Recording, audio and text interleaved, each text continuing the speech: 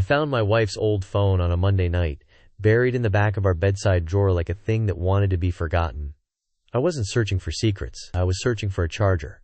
Maya had texted earlier, "Going to Nora's after work. Wine night. Don't wait up."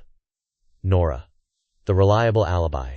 The name that always came with a little laughing emoji, as if the emoji was proof. I heated leftover soup, ate standing at the counter, scrolled mindlessly through news I wouldn't remember, and then wandered into the bedroom to change. That's when I realized my phone was at 6%. A slim black rectangle, screen facing down, wrapped in a soft cloth like it was fragile. I recognized it immediately. Maya's first phone from years ago. The one she'd complained about because the battery died like it had feelings. The one she said she'd recycled when she upgraded. I picked it up and turned it over. The screen was smudged, as if someone had recently wiped it with the sleeve of a shirt. An old phone. In the drawer. Wrapped like a keepsake. It was nothing, probably. People keep old devices. People forget. People are messy. But I held it a moment longer than I needed to. Then I did the simplest thing in the world. I plugged it in. I expected nothing. A dead battery icon, maybe? A slow crawl toward life? At most, a few dusty photos and a long list of apps that wouldn't open anymore. The phone buzzed, faintly, like a small animal breathing again. The screen lit up, and there, bright and clean on the lock screen, was a notification banner that made my throat tighten. It was 9:18 p.m. now. That message was from today, from a phone that was supposed to be dead. I stared at the banner, the way you stare at a word you suddenly don't recognize. It didn't even matter what the message said. The time alone was enough to tilt the room. My first thought was silly, that time travel existed, or that I'd somehow confused phones. My second thought was practical. Maybe Maya still used this phone for something harmless. A work app. A backup number. A music player. My third thought arrived like cold water. She didn't tell me. I tried to shake it off. I told myself, "You found an object. You don't have a story yet. Don't write one." The phone was still locked. I tapped the screen again. Another banner slid in. Today. I swallowed, suddenly aware of the sound of rain. The building creaked in its own old way. The room smelled faintly of detergent and the vanilla candle Maya liked to light when she was stressed. I held the phone up, as if distance would make it less real. The lock screen wallpaper wasn't a photo of us. That was strange. But this old phone wore neutrality like camouflage. I pressed the side button again and again, waking it, watching the notification banners appear and slide away like shy confessions. The top of the screen showed the time, the battery percentage. A signal icon. Signal. This phone still had service. My mouth went dry. I sat down on the edge of the bed, the phone warm in my palm now. I tried Maya's birthday as the passcode. Wrong. I tried our anniversary. Wrong. I tried the house number we used to live in before this apartment. Wrong. 3 attempts and the phone slowed me down with a "try again in 1 minute" message. 1 minute. The rain filled it. In that minute, I told myself to stop.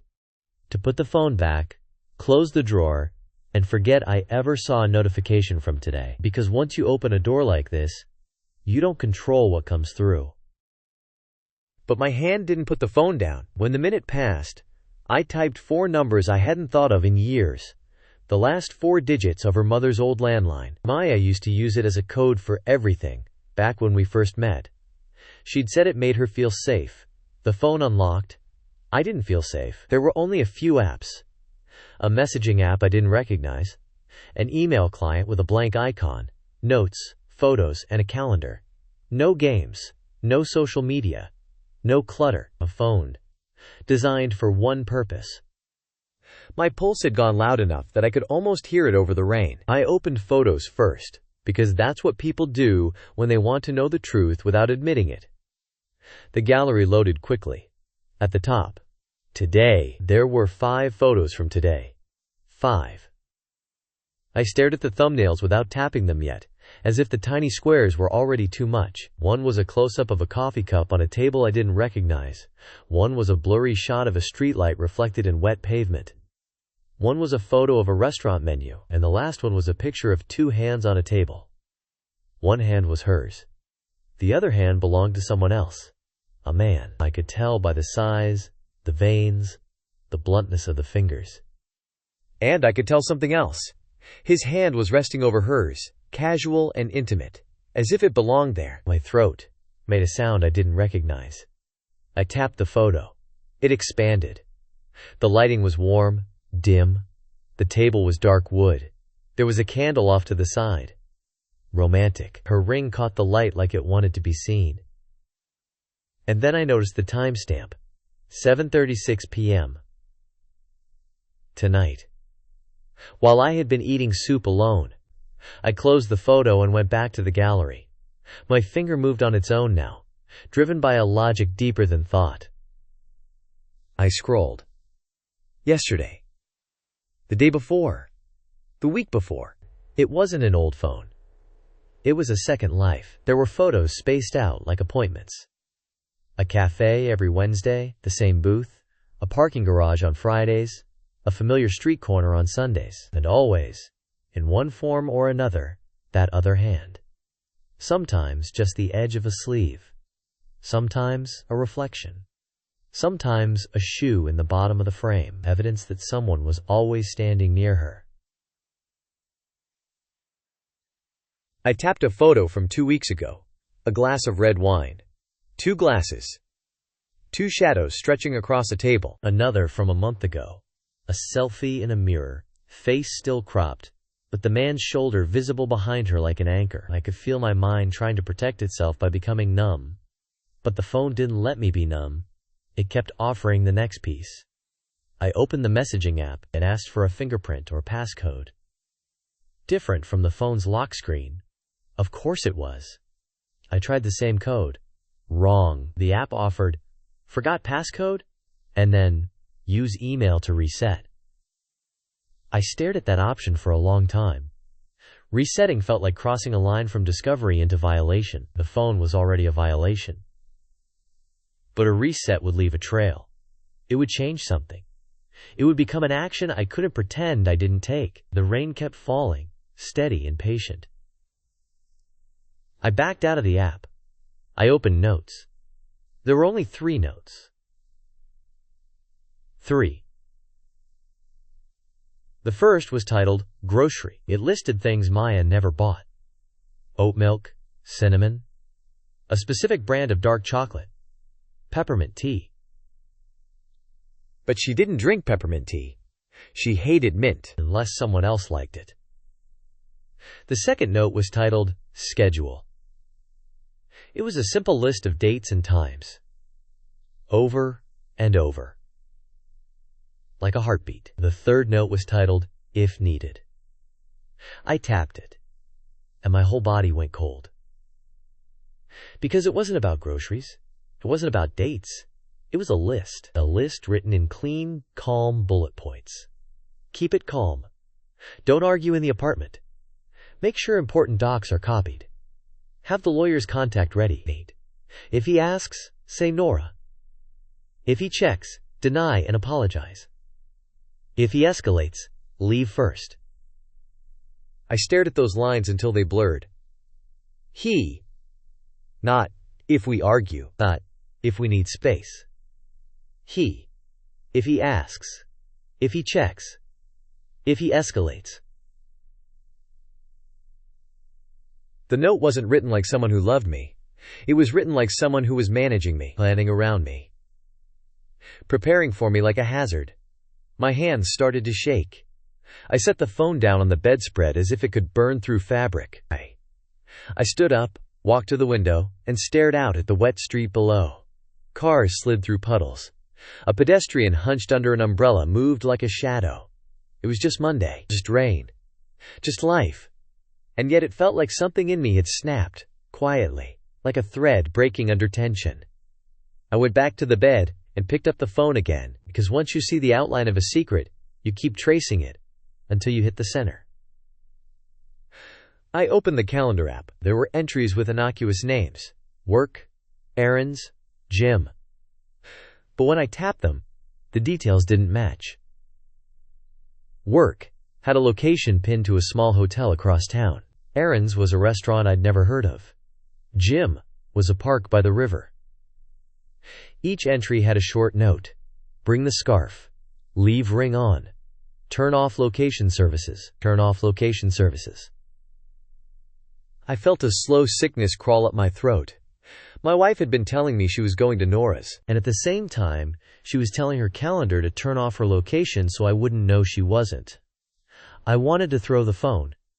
Instead, I opened settings, but the phone itself still had Wi-Fi access, still had cellular data, still had everything it needed to be a private channel. Faces were rare. Maya was careful. But people slip, even when they think they're in control. I scrolled further back. 3 months. 6 months. The pattern was older than I wanted it to be. Then I found it. A photo taken from behind someone, as if Maya was walking and snapping a candid shot. A man stood at a counter in a bakery. The back of his head, his jacket, his posture. On the counter beside him was a name tag, just barely visible, but visible enough. John. That was all I could read. John. A short name. A common name. Not enough to build a truth. I zoomed in. The bakery's logo was on the bag, a little wheat symbol, and a word that looked like hearth. Hearth and something. I knew that place. It was 2 blocks from Maya's office. I felt a strange relief at recognizing it, like recognition itself was control. I opened the phone's email app. There was one account logged in. Not her usual email. A new one. A clean address made of letters and numbers. No personal name. No birthday. Nothing identifiable. The inbox wasn't full, but it wasn't empty either. There were receipts. Confirmations. Appointment reminders. Normal things. But normal things become abnormal when you realize they belong to a life you were never invited into. I opened the most recent receipt. A restaurant bill. 2 entrees. 2 drinks. A dessert. A tip generous enough to impress. Total: $126.42. Time: 8:11 p.m. Tonight. The receipt had a reservation name: May and John. My chest tightened so hard I had to sit down again. May. Not Maya. May. A shorter version. A cleaner version. A version you use when you want to be someone else. I scrolled the inbox further. Hotel confirmations. Not many. But enough. Always the same 1 or 2 hotels. Always on Fridays. Always with the name May. I felt a laugh try to come out of me. It didn't make it all the way. It died halfway, strangled. Because it was absurd. My wife was still wearing her wedding ring in those photos, still showing her hand on that table. She hadn't even taken it off. She had brought our marriage into the room with another man like it was a piece of jewelry, not a promise. I put the phone down again and pressed my hands to my face. I tried to remember the last few months through a different lens, the nights she came home smelling like a different soap. The way she started showering immediately after getting home, because the subway is gross. The new lingerie she bought for herself. The way she'd been nicer lately, almost overly so. Like kindness could balance a hidden scale. I thought of the times I'd asked, casually, how was Nora? And she'd answered with details. The wine, the jokes, the show they watched. Details. Confident. Smooth. A rehearsed story. Or maybe Nora existed. Maybe Nora was real. Maybe Nora was the friend who made the alibi possible. The rain kept falling. I reached for my own phone, then stopped. If I called Maya now, what would I say? Hey, are you cheating on me? I found your secret phone. It would become a fight. A denial. A performance. And the note on that phone would activate. If he asks, deny, and apologize. I didn't want to play the role she'd already written for me, so I didn't call. Instead, I kept reading. I opened the phone's call log. There were 2 numbers repeated over and over. One was labeled N, Nora. The other was labeled with a single letter, J, John. It was almost insulting how simple it was. I tapped J. No contact details beyond the number. I held my thumb above call for a moment, then lowered it. Not yet. I wasn't ready to hear a man's voice answer my wife's secret phone. I went back and opened messages again. Still locked. But now, I had more information. I tried the passcode Maya used for her laptop. Wrong. I tried Nora's birthday, because Maya once told me it was easy to remember. Wrong. Wrong. I stared at the screen, breathing slowly, forcing myself to stay calm, because calm was the only power I had. Then I looked at the schedule note again. Wednesday, 6:30. Friday, 8 o'clock. Sunday, 3 o'clock. Repetition. Routine. People who meet secretly crave routine because it makes lying feel safe. And people who create routines often create passwords from them. I typed 0630. Wrong. I typed 0800. Wrong. I typed 0300. Wrong. 3 failures. The app locked me out for 5 minutes. I set the phone down and stood up, pacing the bedroom, the way you pace when your body needs to move but your life has nowhere to go. 5 minutes can be long when you're waiting to confirm the worst. I thought about the if needed note again. The lawyer. The escalation. Had Maya been expecting me to be angry, violent? Or was escalation simply any behavior that threatened her plan? The thought made something hard and bitter form in me. Because I wasn't a violent man. I'd never hit anyone. I hated confrontation. I was the guy who apologized when someone bumped into him. And yet, in her private note, I was a potential danger, not because of who I was, but because of what I represented. An obstacle. The app unlocked again. I tried one last guess. 4 digits. The simplest secret I knew about Maya, her father's birthday. He died before we met, but she carried him around in quiet ways. She wore his old hoodie at home. She kept his watch in a box. She never said his birthday out loud much. I typed it. The messaging app opened. The chat list loaded.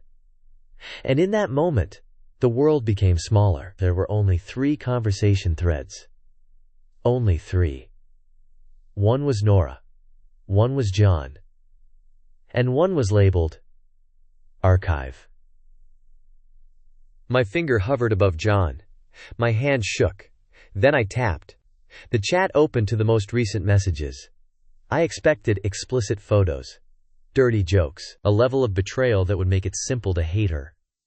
What I found was worse in a quieter way, because it wasn't just sex, it was intimacy.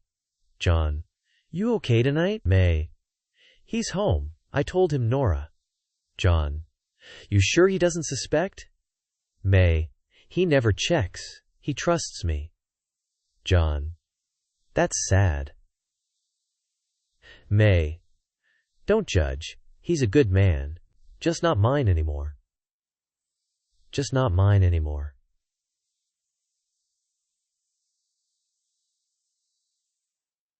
Just not mine anymore.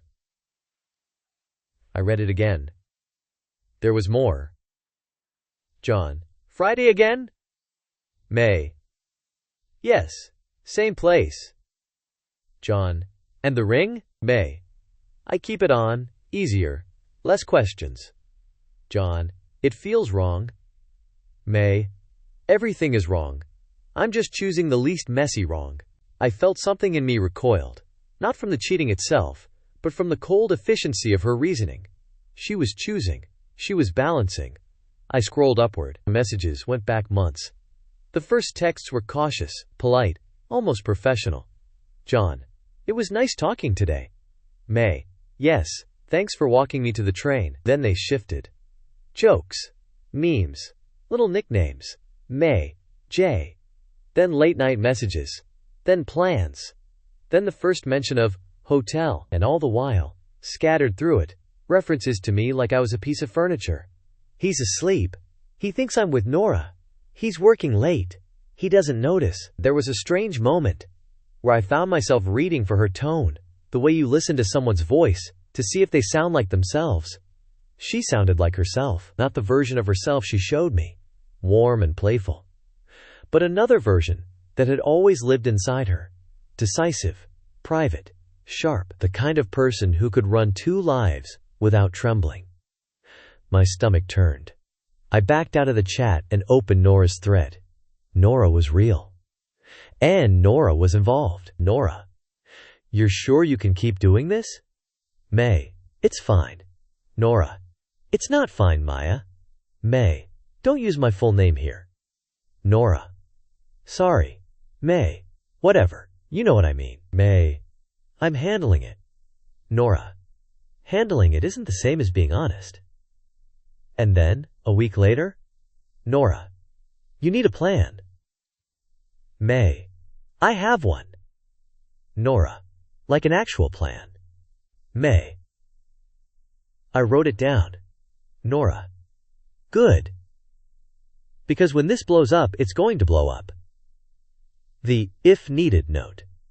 Written down. Maya was not improvising. She was preparing. I opened the archive thread. It was a conversation with herself, a private chat used for saving things. Screenshots, photos, voice notes, and at the top, pinned, was a screenshot of a message from a lawyer's office. The date was last month. The lawyer's name was there. The address. My hands went cold again. This wasn't just an affair. It was an exit. A planned exit. And she had been living next to me while she built the bridge out. I set the phone down and stared at the ceiling. I listened to the rain. Like the part of me that would have begged for an explanation had been quietly put to sleep. Because the explanation was right there in text. Time-stamped. Undeniable. I looked at my wedding ring. The metal felt heavier than it ever had. I thought about calling John. Not to yell. Just to hear his voice. Just to confirm he was real and not some imagined villain. But I didn't. Instead, I scrolled further down in John's messages, searching for a name, a clue, something I could use to understand who he was. In one message he wrote, "John, I'll tell you something. I was married once. I swore I'd never be the other guy." May: "And yet." John: "And yet." You make it hard to care about rules. I hated him for that sentence. Because it was a romantic sentence. A movie sentence. The kind of sentence that makes betrayal feel poetic instead of pathetic. And then, further down, I found the line that shifted everything again. May: "If he ever finds out, I'll say you pursued me." John: "That's not fair." May: "Life isn't fair." My throat tightened. So if I found out, she'd blame him. She'd cast herself as a victim. And she'd use that to manage the fallout. To keep her image clean. To keep her life intact. I stared at that conversation until I could feel the shape of Maya's mind behind the words. This wasn't just an affair. It was strategy. And I was late to the battlefield. I stood up and walked to the closet. I pulled out a small travel bag and set it on the bed. I wasn't sure what I was doing yet, but my body knew I couldn't lie down and sleep beside the drawer where her second life lived. I opened my laptop and searched the lawyer's name from the screenshot. The website loaded. Family law. Consultations. Divorce. Asset division. My hands hovered above the keyboard. I wasn't thinking about revenge. I was thinking about protection, because I had learned something in the last hour. The person you love can become someone who plans around you. And if they are planning, you need to stop being passive. I took screenshots of everything. The photos. The notes. The calendar. The messages. I felt dirty doing it. But I felt less helpless. Then I did something that surprised me. I went into Maya's if needed note, and I read it again, slowly, as if it were a script for a play. Because it was. And I realized, if I confronted her tonight, I would become a character she had already rehearsed against. She would deny, apologize, confuse, cry, leave first. She had prepared for my reactions. So I decided not to give her the one thing she'd planned for. I decided to stay calm. To act later. To act correctly. At 10:11 p.m. my phone buzzed. A text from Maya. Still at Nora's. We're watching that show you hate, lol. Love you. I stared at it for a long time. Then I typed back. Have fun. Be safe. 3 words. Neutral. Invisible. Camouflage. My hands were steady now, and that steadiness scared me more than shaking would have, because it meant something in me had accepted a truth I didn't want. The next day, Tuesday, I moved through work like a man wearing a mask made of his own skin. My coworkers chatted about deadlines and meetings. Someone asked if I wanted coffee. I said yes, then drank it without tasting it. All day, my mind kept returning to the simplest image. Her hand on that table under the candlelight, my ring on her finger, another man's hand covering it like a claim. I told myself not to catastrophize. Not yet. Gather facts. So I gathered facts. At lunch, I called my bank and asked for statements, not because I wanted to punish her, but because I needed to know what my life looked like on paper. At 2 p.m. I requested a copy of our lease and utility bills from the online portal. At 4:15 p.m., I booked a consultation with a lawyer of my own. That night, Maya came home smelling like rain and red wine. She kissed my cheek in the doorway, dropped her bag, and said, "Nora says hi."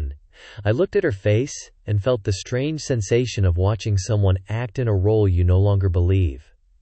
"Tell her I said hi," I replied. Maya moved around the kitchen, humming softly, as if nothing had changed.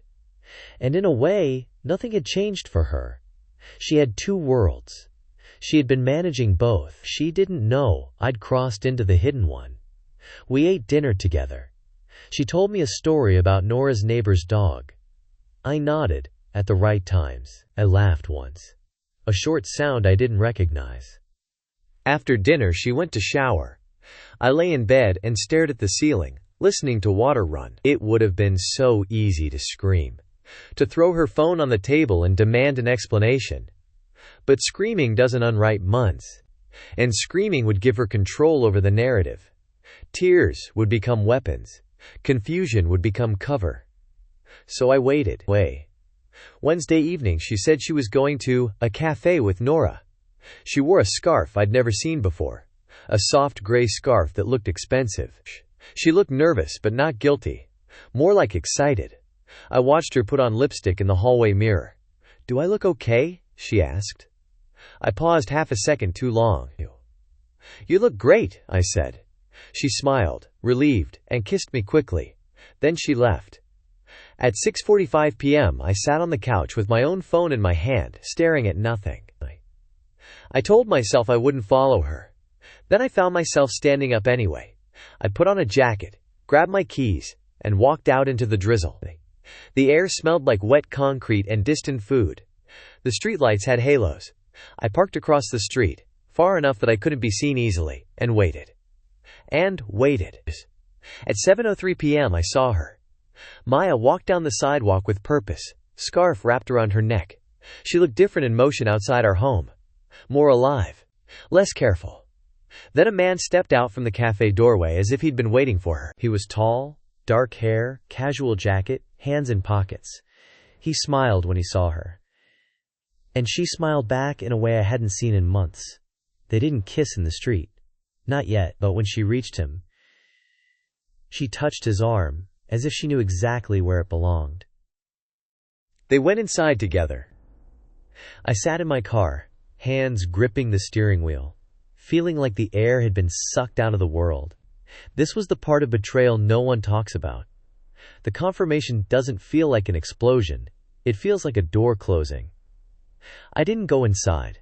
I didn't confront them and drove home before they came out, because I didn't trust myself not to become the angry character Maya had planned for. When Maya got home later, she looked flushed and happy. "Good night?" I asked. "Yeah," she said, smiling. "We just talked for hours." We. She didn't even correct herself. The lie was so routine that her tongue slipped into truth for a second. "We talked," she corrected. "Nora and I. Sorry, I'm tired." I nodded. The rain kept falling. Thursday. I met with a lawyer during my lunch break. Her office was warm and smelled faintly of paper and coffee. She was calm, direct, and she asked questions like someone assembling a puzzle. "How long have you been married? Any kids? Shared assets? Any threats? Abuse? Safety concerns?" When she asked that last question, I thought of Maya's note. "If he escalates." "No," I said. "No threats. No abuse." The lawyer nodded. "Good. Then your strategy is simple. Document, protect assets, avoid confrontation until you're ready." She didn't say, "until you have revenge." She said, "until you're ready," like readiness was a kind of armor. I told her what I'd found, without showing her everything yet. I told her about the hidden phone. She didn't flinch. She'd heard worse. "Do you want to stay married?" she asked gently. I opened my mouth, then closed it. I didn't know. What I wanted was to go back in time to before I plugged in that phone, but time doesn't work that way. "I want to stop feeling like I'm living in someone else's story," I said finally. The lawyer nodded again. "Then you need your own plan," she said. I left her office with a folder and a strange sense of steadiness. That night, Maya sat beside me on the couch and leaned her head on my shoulder. "Do you ever feel like we're drifting?" she asked. Her voice sounded sincere. I stared at the TV, not really seeing it. "Sometimes," I said. She sighed. "I don't want to lose us." My chest tightened, because the person who didn't want to lose us was the same person who'd named me he in her contingency note. I wanted to ask, which us? But I didn't. Instead, I said softly, "Me neither." Friday came. At 7:30 p.m., Maya dressed carefully. Her phone chimed once. She glanced at it and smiled. "I'm meeting Nora for dinner," she said. "Where?" I asked, keeping my voice casual. "Downtown," she replied. "That new place with the candles." Candlelight. My stomach turned. "Have fun," I said. She kissed me. Longer this time, as if to pay a debt in advance. Then she left. At 8:05 p.m., I opened the hidden phone again. A message from John. "Room's ready." Same code. And Maya replied, "On my way. Don't order without me." I stared at those words until they felt like they were written in another language. Room's ready. Same code. This wasn't new. This wasn't a slip. This was a ritual. I didn't go after them. Instead, I sat in our quiet apartment and listened to the rain. And I made a decision. I would not confront her in anger. I would confront her in clarity. I would be the man she hadn't planned for. Calm, prepared, unmovable. Sunday afternoon, Maya told me she was going for a walk by the river. "Want to come?" she asked sweetly. "No," I said. "I have some work to finish." She kissed my forehead and laughed. As soon as the door closed, I pulled the travel bag from the closet and placed it near the bed. Then I took the hidden phone and set it on the kitchen table, face down. A single object. A quiet accusation. I waited. When she came home, her cheeks were pink from the cold. She hung up her scarf, humming to herself, and then she saw the bag. Her humming stopped. "What's that?" she asked. "Just a bag," I said. Her eyes moved to the kitchen table, to the phone. Her face changed in a way that was almost imperceptible, but I saw it because I knew to look now. A flicker of calculation. Then a soft smile. "What's that?" she asked again, voice lighter. I turned the phone over. The screen lit up. A new message banner appeared, like it wanted to be part of the conversation. Maya's gaze snapped to it. Then she looked at me. For a second she didn't speak. Then she did exactly what the note said she would. She laughed softly. "Is that my old phone?" she said, as if this was funny. "Why do you have that?" I kept my voice calm. "I found it in the drawer," I said. "I plugged it in." Maya's smile froze. "Okay," she said carefully. And it had messages from today," I said. Silence. The rain tapped at the window like a slow drum. Maya blinked. Then she did the next step, denial. "That's impossible," she said. "That phone doesn't even work." "It works," I said.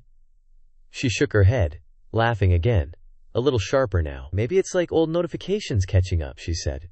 "You know how phones do that." I didn't argue. I slid the phone toward her across the table.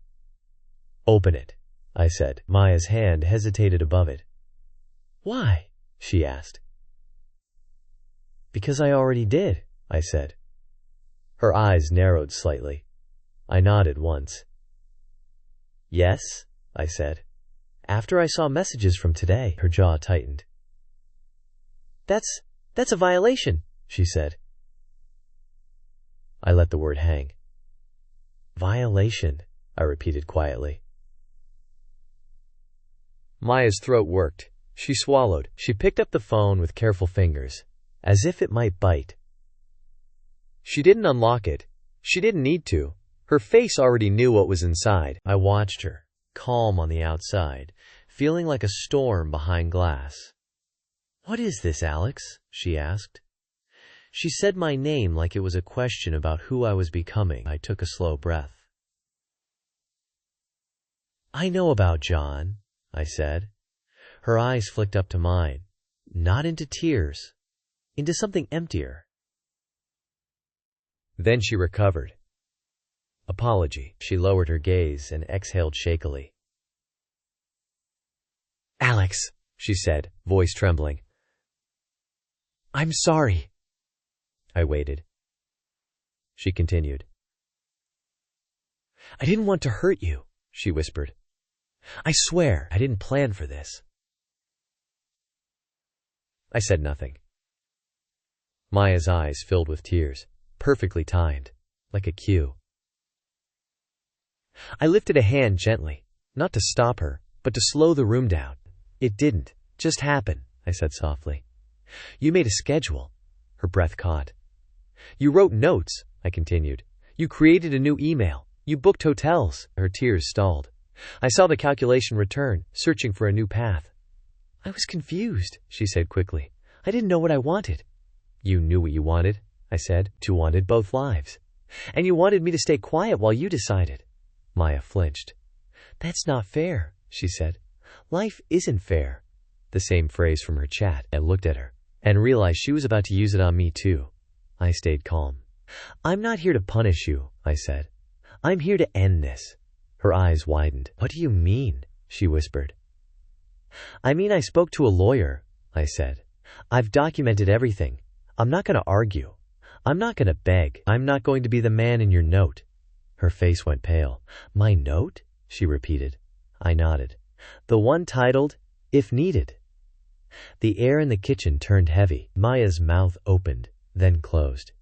She looked like someone who had planned for fire and suddenly found ice. "I wrote that because I was scared," she said. "Scared of what?" I asked. She didn't answer. Because the truth was ugly.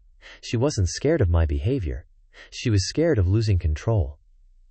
I placed my hands flat on the table. "Here's what's going to happen," I said calmly. "I'm leaving tonight. I'll stay with a friend. You can stay here for now. We'll do this respectfully. We'll do it legally. I'll do it quietly." Maya stared at me, stunned. Yes, I replied. She shook her head, tears returning, not quite as neat now. I didn't harden. I didn't raise my voice. I simply stayed steady. I loved you, I said. But I can't love someone who writes contingency plans about me like I'm a threat. And I can't be married to someone who calls me a good man and then says, not mine anymore, to someone else. Her face crumpled. For a second, I thought she might finally tell the truth. The raw truth. The kind that isn't shaped for damage control. Instead, she whispered, I'm sorry. And maybe she was, but sorry doesn't rewind months. Sorry doesn't erase hotel codes. Sorry doesn't unwrite, he never checks. I stood up. Maya reached out and grabbed my sleeve. Are you going to tell everyone? She asked, sudden fear flashing. There it was. The image, the narrative, the public story. I looked down at her hand on my arm. I gently removed it. I'm going to tell the people who need to know, I said, and I'm going to tell the truth. Her lips trembled. I paused. I almost laughed again. I don't care what he is, I said quietly. I care what you chose. I walked to the bedroom, zipped the bag, and put on my shoes. Maya followed me into the hallway. The rain was louder now. She stood in the doorway as I opened it. Alex, she said, voice small. Please don't leave like this. I looked back at her. I wanted to say something poetic. Something final. Something that would make this moment make sense. But real life isn't poetic. So I said the simplest true thing I could. You already left, I said softly. I'm just the last person to notice. Then I stepped into the hall and closed the door behind me. Back.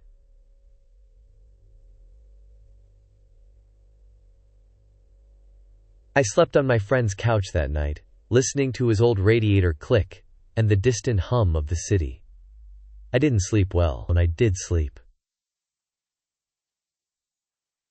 In the morning, I woke up with that strange clarity that comes after a wound finally stops bleeding. There were texts from Maya. So many. Apologies, explanations, anger, pleading. I didn't respond. At noon, I met with my lawyer again. At 3 p.m., I sent a short message to Nora. One sentence. I know. She didn't reply. At 6 p.m., I did the hardest thing. I called John. Not to yell. Not to threaten. Just to hear the human voice behind the hand in the photo.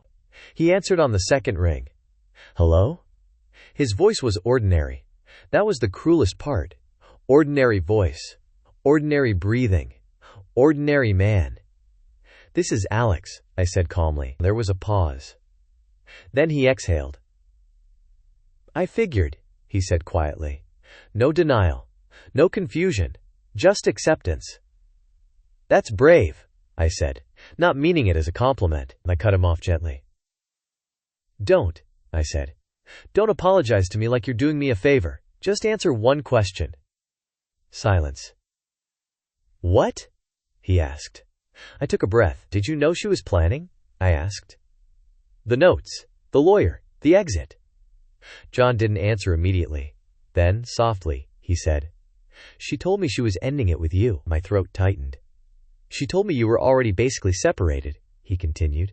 That you were roommates. I stared at the wall. Maya had lied to both of us. Different lies. Tailored lies. Did you believe her? I asked. John hesitated. I wanted to, he said. That was honest. And honesty, in this context, felt like another betrayal. I said, It doesn't matter. John exhaled again. Are you going to do something? He asked. I understood what he meant. Violence, revenge, chaos, the escalations Maya had planned for. No, I said calmly. I'm going to leave. John was quiet. Then he said something I didn't expect. She keeps the ring on, he murmured. I told her it was wrong. I almost laughed. Of course she did. Thanks, I said. Not because I was grateful, but because the conversation was over. I hung up. And I realized something important. There would never be a single moment where this felt resolved. There would be paperwork, conversations, sad days, anger that arrived late. But the truth was already complete. The truth didn't need closure. It needed acceptance. Weeks later, the apartment no longer felt like mine. Maya moved out first. Not dramatically. Not in tears. Quietly. With boxes and a rented van. She left the drawer empty. No old phone. No cloth. As if the evidence had never existed. And I had. I kept the screenshots. Not as a weapon, but as a reminder. Reality can be rewritten while you sleep, if you trust without awareness. People say the worst part of betrayal is the moment you find out. For me, the worst part was realizing how long I had been living next to a person who was actively managing me. Not out of hatred, out of convenience. And that's a colder kind of grief. In the months that followed, I learned small things. That trust is not blind faith. It's a living agreement that needs honesty to survive. That the calmest lies can be the most dangerous. And that sometimes the strongest thing you can do is leave quietly before someone turns your pain into their narrative. I feel a strange gratitude for the simplest technology. A battery, a notification, a timestamp. It was the truth. The phone just had the courage to light up and show it.